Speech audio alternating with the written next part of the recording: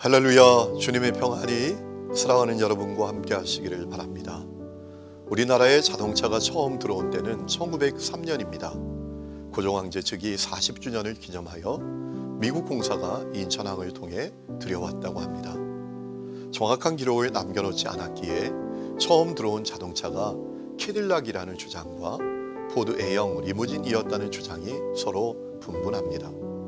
그렇게 처음 자동차가 들어온 이후 자동차는 급격하게 증가하였습니다.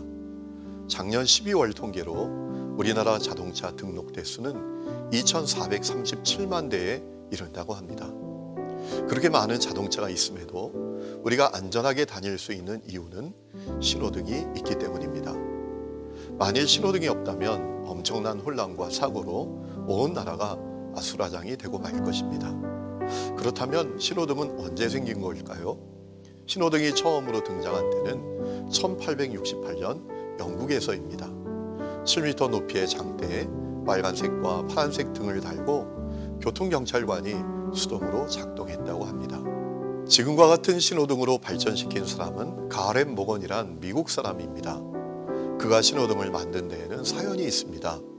어느 날 교차로에서 끔찍한 자동차 사고를 목격하게 되었고 어떻게 사고를 방지할 수 있을까 고민하다가 타이머가 장착된 자동으로 불빛이 바뀌는 신호등을 만들게 되었고 1918년 자신의 고향 오하이오 클리블랜드에 설치했다고 합니다. 사랑하는 성도 여러분, 많은 사람들이 안전한 인생을 소망합니다.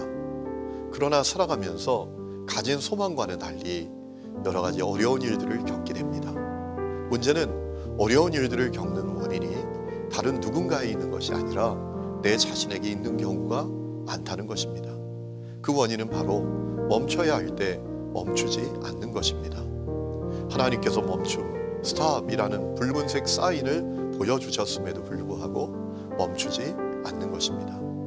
운전을 하다 보면 신호등이 꼭 내 앞에서만 빨간색으로 변하는 것처럼 느껴질 때가 있습니다. 그때 답답한 마음에 신호를 무시하고 계속 달리고 싶은 충동도 갖게 되지만 충동대로 행했다간 큰 사고로 이어질 뿐입니다. 그것은 우리의 인생도 마찬가지입니다. 빨리 달리는 것도 중요하지만 멈춰야 할 때 멈추는 것이 더욱 중요합니다. 우리가 예수를 믿을 때 받는 축복 가운데 하나는 성령께서 우리 속에 오시는 것입니다. 요한복음 14장 16절에 보혜사 성령께서 우리 속에 오사 영원토록 함께 있을 것이라고 하셨습니다. 우리 속에 계신 성령께서는 끊임없이 우리에게 말씀하시는 분이십니다. 그러므로 우리는 계속 성령님께 귀를 기울여야 합니다. 그리고 성령께서 나아가라고 할 때는 나아가야 하고 멈추라고 하실 때에는 멈춰야 합니다. 그것이 승리하는 인생의 비결입니다. 사랑하는 성도 여러분, 혹시 여러분 안에 계신 성령께서 지금 멈추라고 말씀하시지 않으십니까? 멈춰야 할 때 멈추는 것이 승리하는 인생의 비결입니다. 그 은혜가 여러분 가운데 있기를 축복합니다. 감사합니다. 사랑합니다. 축복합니다.